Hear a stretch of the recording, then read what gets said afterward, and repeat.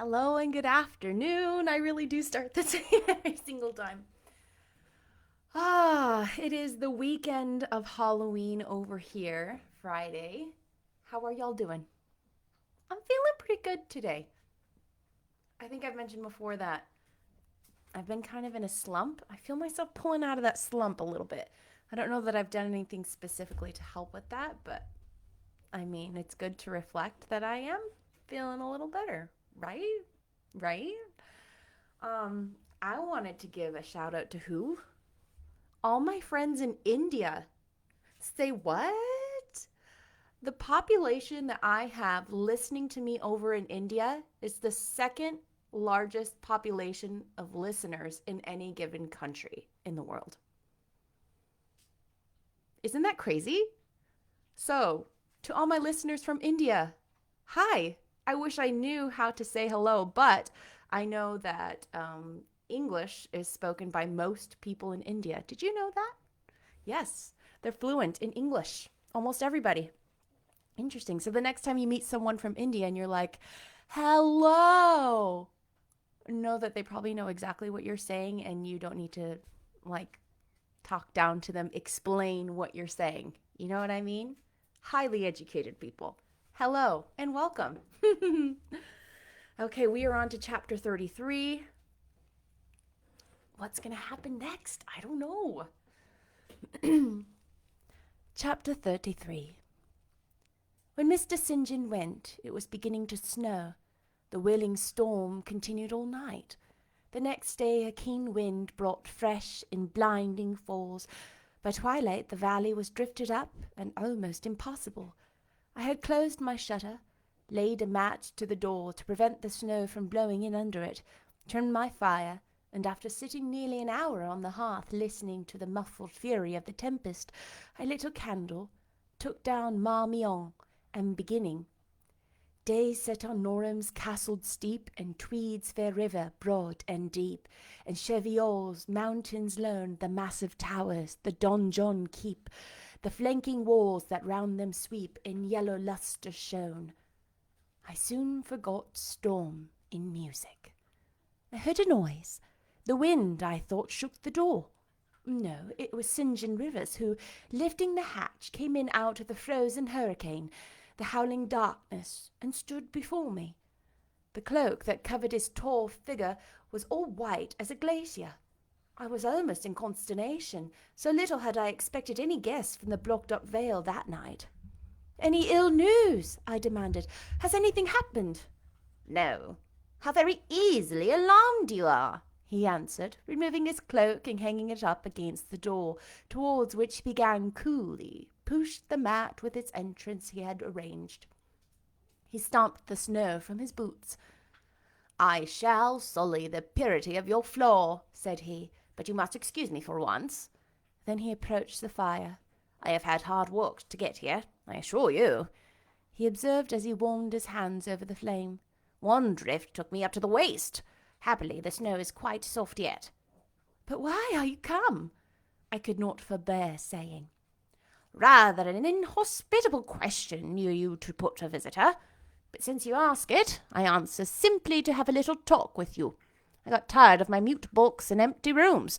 Besides, since yesterday I have experienced the excitement of a person to whom a tale has been half told, and who is impatient to hear the sequel." He sat down. I recalled his singular conduct of yesterday, and really I began to fear his wits were touched. If he were insane, however, his was a very cool and collected insanity. I had never seen that handsome-featured face of his look but more like his chiselled marble than it did just now, as he put aside his snow-wet hair from his forehead, and let the firelight shine free on his pale brow and cheek as pale, where it grieved me to discover the hollow trace of care or sorrow now so plainly graved. I waited, expecting he would say something I could at least comprehend, but his hand was now at his chin, his finger on his lip. He was thinking. It struck me that his hand looked wasted like his face. Perhaps some called-for gush of pity came over my heart. I was moved to say, "I wish Diana or Mary would come and live with you. It really is too bad that you should be quite alone, and you are recklessly rash about your own health." "Not at all," said he. "I care for myself when necessary. I am well now. What do you see amiss in me?" This was said with a careless, abstracted indifference, which showed that my solicitude was, at least in his opinion, wholly superfluous. I was silenced. He still slowly moved his finger over his upper lip, and still his eye dwelt dreamily on the glowing fire, thinking it urgent to say something. I asked him presently if he felt any cold draught from the door, which was behind him. "No, no," he responded shortly, and somewhat testily. "Well," I reflected, "if you won't talk, you may be still. I'll let you alone now, and return to my book." So I snuffed the candle and resumed the perusal of Marmion. He soon stirred. My eye was instantly drawn to his movements. He only took out a morocco pocket-book, thence produced a letter, which he read in silence, folded it, put it back, relapsed into meditation. It was vain to try to read with such an inscrutable fixture before me, nor could I, in impatience, consent to be dumb. He might rebuff me if he liked, but talk I would. "Have you heard from Diana and Mary lately?" "Not since the letter I showed you a week ago." "There has not been any change made about your own arrangements? You will not be summoned to leave England sooner than you expected?" "I fear not, indeed. Such chance is too good to befall me." Baffled so far, I changed ground. I bethought myself to talk about the school and my scholars. Mary Garrett's mother is better, and Mary came back to the school this morning, and I shall have 4 new girls next week from the Foundry Close. They would have come today but for the snow." "Indeed?" "Mr. Oliver pays for 2. "Does he?" "He means to give the whole school a treat at Christmas." "I know." "Was it your suggestion?" "No." "Whose then?" "His daughter's, I think." "It is like her. She is so good-natured." "Yes." Again came the blank of a pause. The clock struck 8 strokes. It aroused him. He uncrossed his legs, sat erect, and turned to me.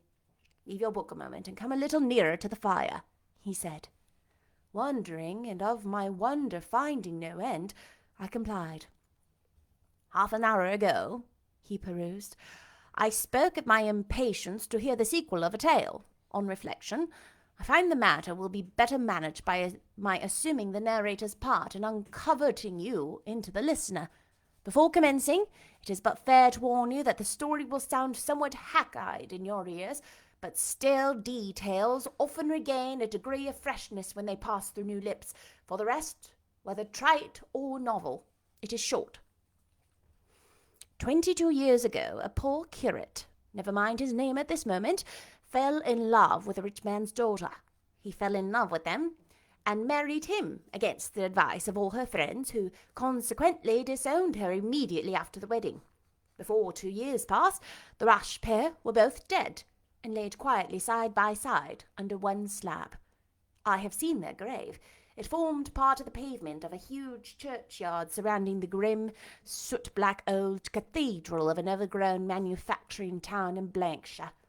They left a daughter, which, at its very birth, Charity received in her lap, cold as that of the snowdrift I almost stuck fast into tonight.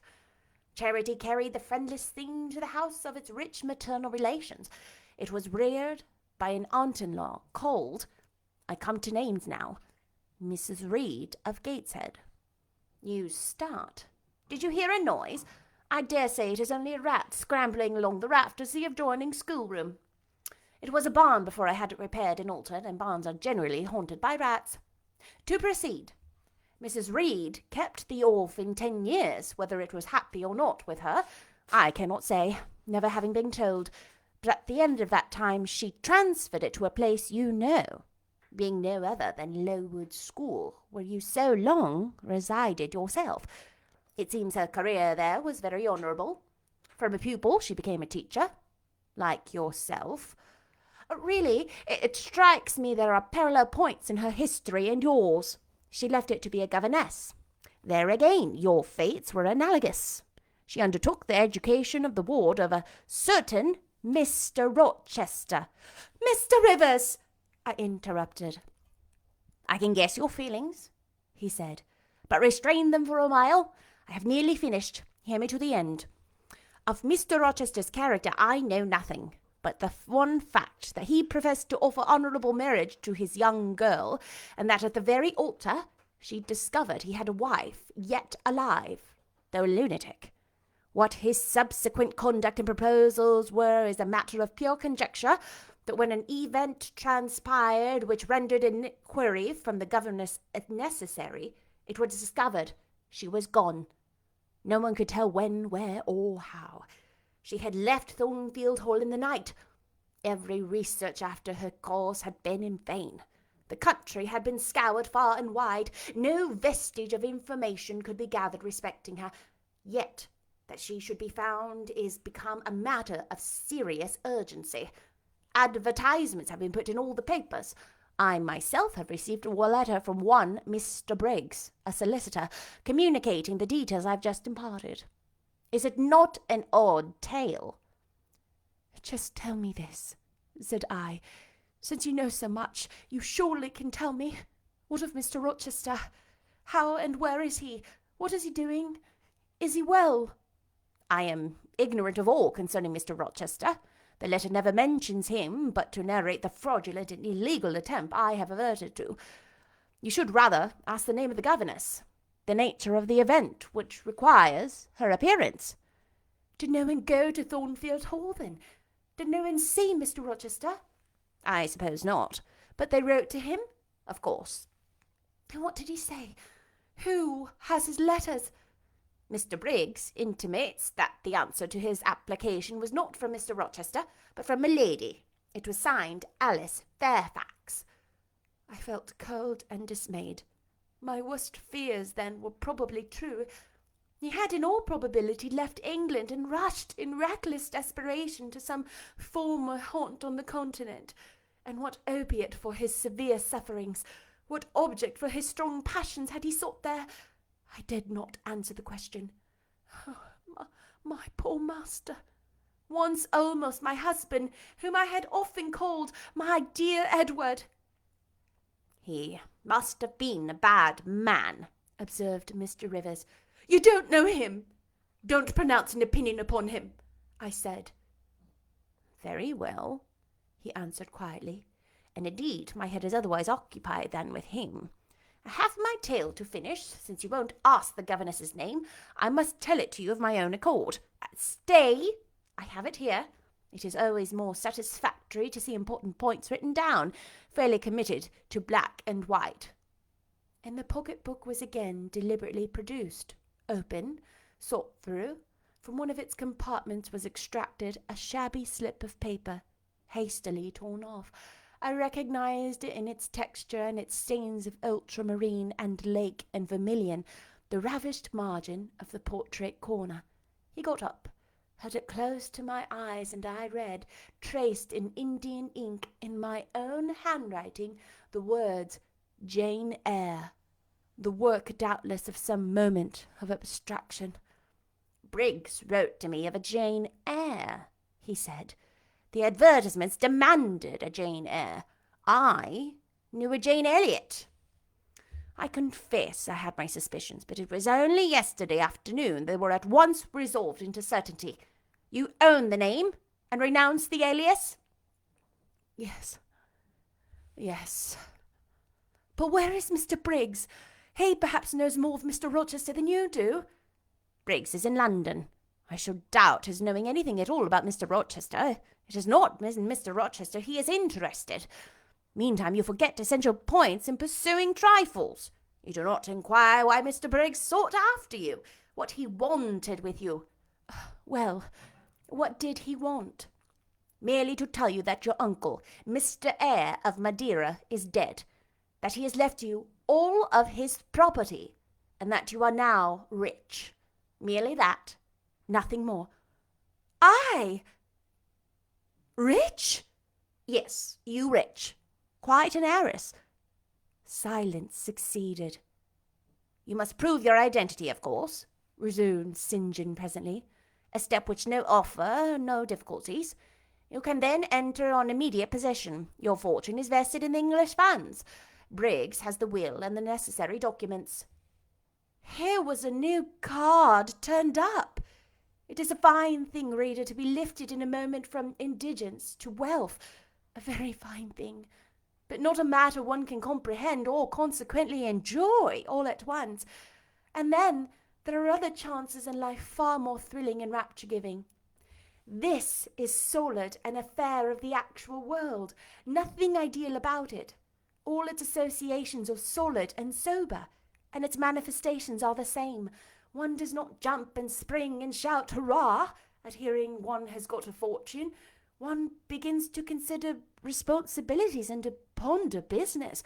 On a base of steady satisfaction rise certain grave cares, and we contain ourselves and blood over our bliss with a solemn brow. Besides, the words legacy, bequest, go side by side with the words death, funeral. My uncle, I had heard, was dead. My only relative. Ever since being made aware of his existence, I had cherished the hope of one day seeing him. Now I never should. And then this money came only to me, not to me and a rejoicing family, but to my isolated self. It was a grand boon, doubtless, and independence would be glorious. Yet I felt that thought swelled in my heart.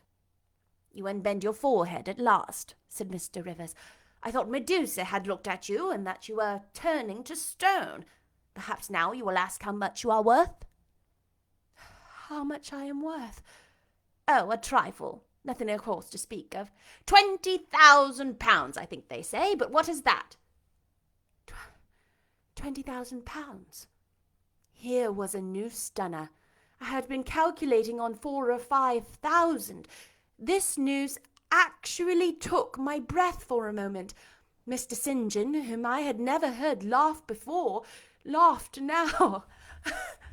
Well, said he, if you had committed a murder and I had told you your crime was discovered, you could scarcely look more aghast. It is a large sum. Don't you think there has been a mistake? No mistake at all. Perhaps you have read the figures wrong. It may be 2,000. It is written in letters, not figures. 20,000. I again felt rather like an individual of but average gastronomical powers sitting down to feast alone at a table spread with provisions for 100. Mr. Rivers rose now and put his cloak on. If it were not such a very wild night, he said, I would send Hannah down to keep you company. You look too desperately miserable to be left alone. But Hannah, poor woman, could not stride the drifts so well as I. Her legs are not quite so long, so I must e'en leave you to your sorrows. Good night. He was lifting the latch. A sudden thought occurred to me. Stop 1 moment, I cried. Well? It puzzles me to know why Mr. Briggs wrote to you about me, or how he knew you, or could fancy that you, living in such an out-of-the-way place, had the power to aid in my discovery. Oh, I am a clergyman, he said, and the clergy are often appealed to about odd matters. Again the latch rattled. No, that does not satisfy me, I exclaimed, and indeed there was something in the hasty and unexplanatory reply which, instead of allaying, piqued my curiosity more than ever. It is a very strange piece of business, I added. I must know more about it. Another time. No, tonight, tonight. And as he turned from the door, I placed myself between it and him. He looked rather embarrassed. You certainly shall not go till I have been told all, I said. I would rather not just now. You shall. You must. I would rather Diana or Mary informed you. Of course, these objections wrought my eagerness to a climax. Gratified it must be, and that without delay. And I told him so.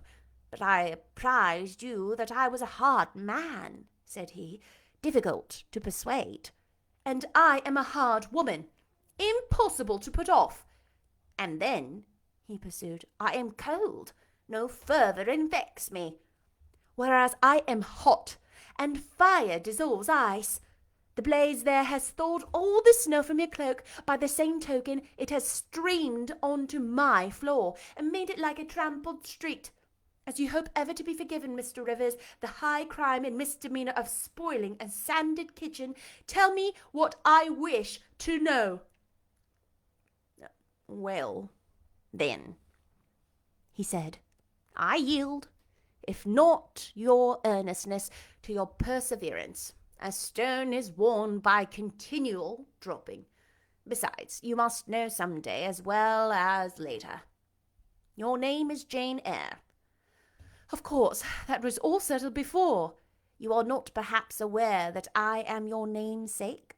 That I was christened St. John Eyre Rivers? No, indeed. I remember now seeing the letter E comprised in your initials written in books you have at different times lent me, but I never asked for what name it stood. But what then? Surely. I stopped. I could not trust myself to entertain, much less to express, the thought that rushed upon me, that embodied itself, that in a second stood out a strong, solid probability. Circumstances knit themselves, fitted themselves, shot into order. The chain that had been lying hitherto a formless lump of links was drawn out straight. Every ring was perfect, the connection complete.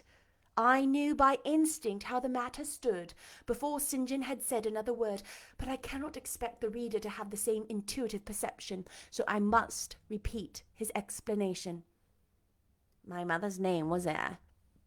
She had 2 brothers, one a clergyman who married Miss Jane Reed of Gateshead, the other John Eyre, Esquire, merchant late of Funchal, Madeira.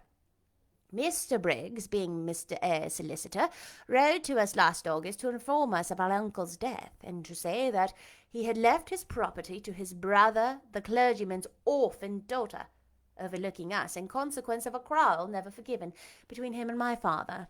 He wrote again a few weeks since to intimate that the heiress was lost, and asking if we knew anything of her. A name casually written on a slip of paper has enabled me to find her out. You know the rest. Again he was going, but I set my back against the door. Do let me speak, I said. Let me have one moment to draw breath and reflect. I paused. He stood before me, hat in hand, looking composed enough. I resumed. Your mother was my father's sister. Yes. My aunt, consequently. He bowed. My Uncle John was your Uncle John. You, Diana and Mary, are his sister's children, as I am his brother's child. Undeniably. You 3, then, are my cousins. Half our blood on each side flows from the same source. We are cousins, yes. I surveyed him. It seemed I had found a brother, one I could be proud of, one I could love, and 2 sisters whose qualities were such that when I knew them, but as mere strangers, they had inspired me with genuine affection and admiration. The 2 girls on whom, kneeling down on the wet ground and looking through the low, latticed window of Moor House kitchen, I had gazed with so bitter a mixture of interest and despair, were my near kinswoman, and the one young and stately gentleman who had me almost dying at his threshold was my blood relation. Glorious discovery to a lonely wretch! This is wealth indeed, wealth to the heart, a mine of pure, genial affections. This was a blessing, bright, vivid, and exhilarating, not like the ponderous gift of gold, rich and welcome enough in its way, but sobering from its weight. I now clapped my hands in sudden joy. My pulse bounded, my veins thrilled. "Oh, I am glad! I am glad!" I exclaimed. St. John smiled. "Did I not say you neglected essential points to pursue trifles?" he asked. "You were serious when I told you you had got a fortune, and now, for a matter of no moment, you're excited." "What can you mean? It may be of no moment to you. You have sisters and don't care for a cousin, but I had nobody. And now 3 relations, or 2 if you don't choose to be counted, are born into my world, full grown. I say again, I am glad." I walked fast through the room. I stopped, half suffocated with the thoughts that rose faster than I could receive, comprehend, settle them. Thoughts of what might, could, would, and should be that ere long. I looked at the blanked wall. It seemed a sky thick with ascending stars. Everyone lit me to a purpose or delight. Those who had saved my life, whom till this hour I have loved barrenly. I could now benefit. They were under a yoke. I could free them. They were scattered. I could reunite them. The independence, the affluence which was mine, might be theirs too. Were we not 4? £20,000 shared equally would be 5,000 each. Justice enough and to spare. Justice would be done. Mutual happiness secured. Now the wealth did not weigh on me. Now it was not a mere bequest of coin. It was a legacy of life, hope, enjoyment.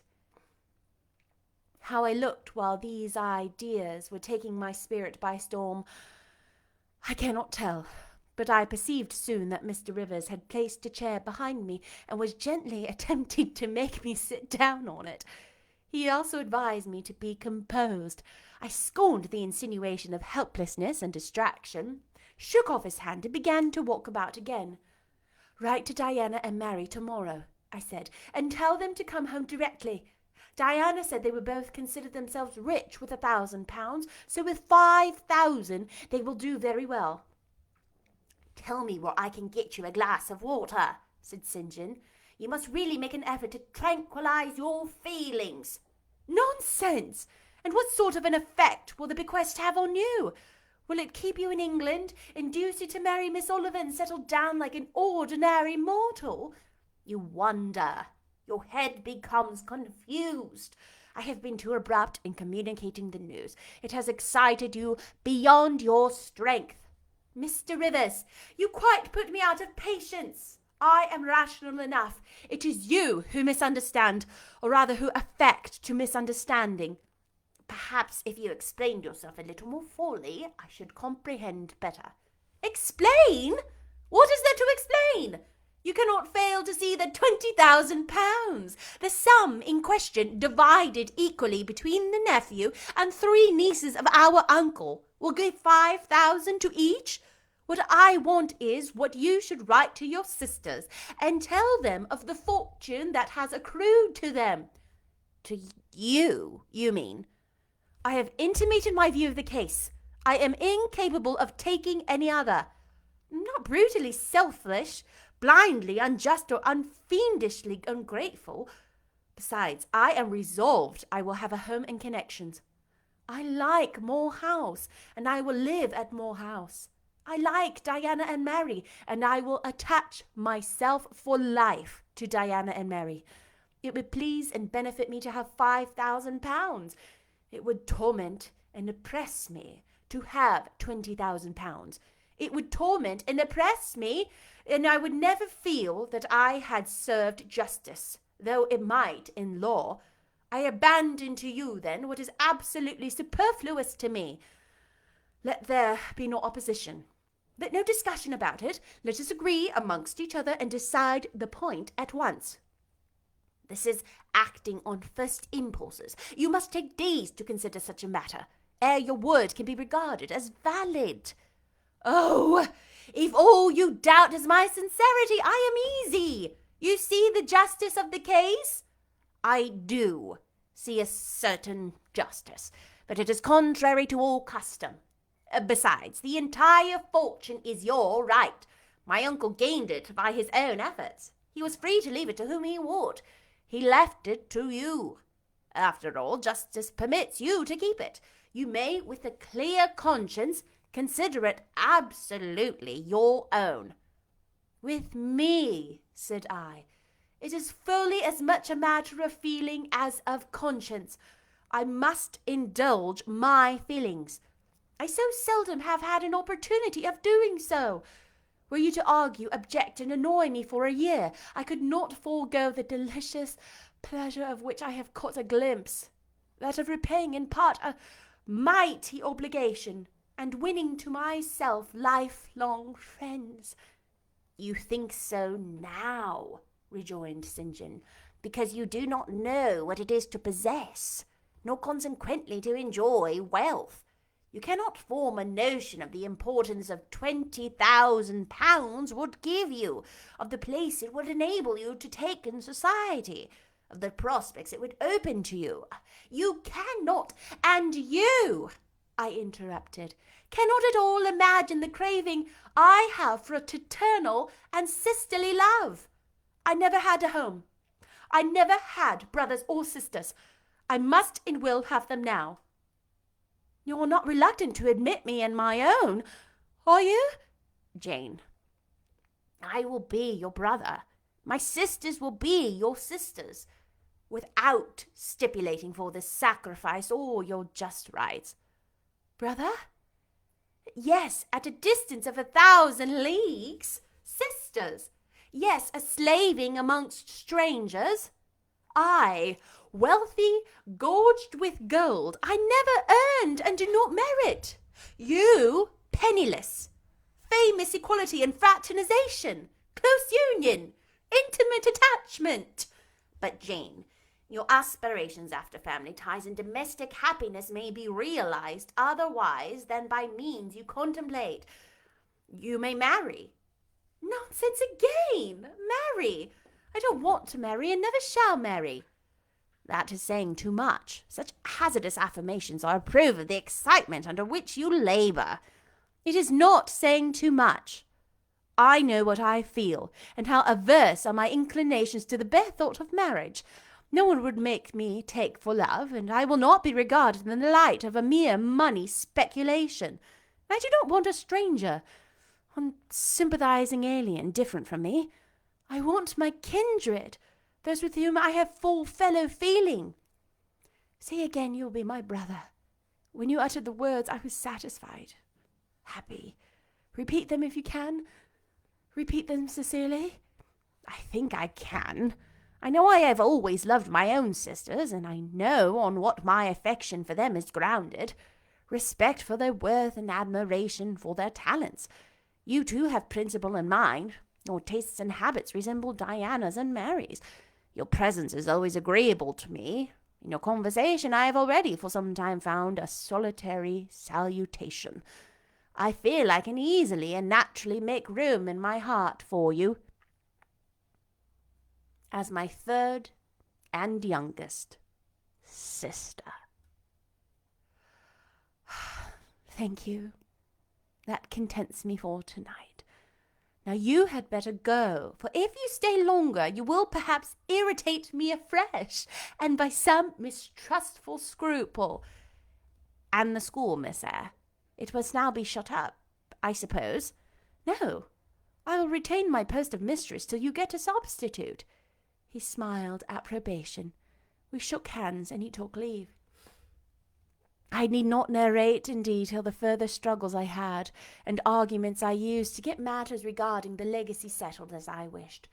My task was a very hard one, but as I was absolutely resolved, as my cousin saw at length that my mind was really and immutably fixed on making a just division of the property, as they must in their own hearts have felt the equity of the intention, and must, besides, have been innately conscious that in my place they would have done precisely what I wished to do, they yielded at length so far as to consent to put the affair in arbitration. The judges chosen were Mr. Oliver and an able lawyer. Both coincided in my opinion. I carried my point. The instruments of transfer were drawn out. St. John, Diana, and Mary each became possessed of a competency. Oh, that was chapter 33. Oh, ooh, that was absolutely beautiful.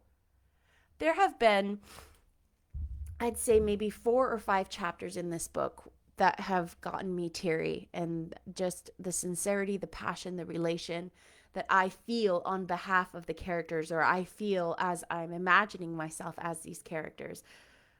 This has been one of those chapters. Something that we have seen and that was touched on, for example, in movies and stories like Frozen, Brave. Can't think of any others at the moment. But a lot of these purely romanticized sections or categories of story that are beginning to give value to other versions of love besides romantic love, and the genuine effect that it has on people who experience that, and the necessity of it. And I really appreciate this chapter where we experience through Jane's eyes her devastation in a moment at losing her uncle. The only relation who ever seemed to have a desire to be near her, and the devastation of that loss within one moment, right? Being overwhelmed with the idea of wealth. And while that's great, she saw it more as a burden than something to be, she was grateful. It seemed like she understood that it would change her life, that she could do good things with it. But she understood it came with so much responsibility. And then that she forced St. John to tell her that they were in fact cousins. And the sincere elation she felt that was so deep, satisfying, and really what she had searched for her whole life. So much more than the wealth she had just inherited. The wealth and concept that goes with wealth, the freedom and independence. More than that, this is what brought her elation. This is what brought her to tears, not the wealth. She commented, "This is wealth. This is wealth. The familial relationships that I have just inherited. This is wealth." Oh, how incredibly beautiful. So they're cousins. They're cousins. I think you might recall in the very beginning when we first met Diana, Mary, and St. John, she commented somehow, I'm recalling, something about how the faces were new to them, but somehow very familiar. And I think she was seeing some, without realizing it, she was seeing some resemblance, some familial resemblance to them. Or maybe just feeling it. Is that something that can be felt? Oh, wonderful, wonderful, beautiful chapter. Oh, and this means so much. What's going to happen next? My goodness. And her first thought, what is her first thought when it comes to her having wealth? Is the joy it brings her that she's able to give it away and distribute it. How beautiful is that concept? May we all be more like Jane Eyre. Woot woot. I'll see you tomorrow at chapter 34. Bye-bye.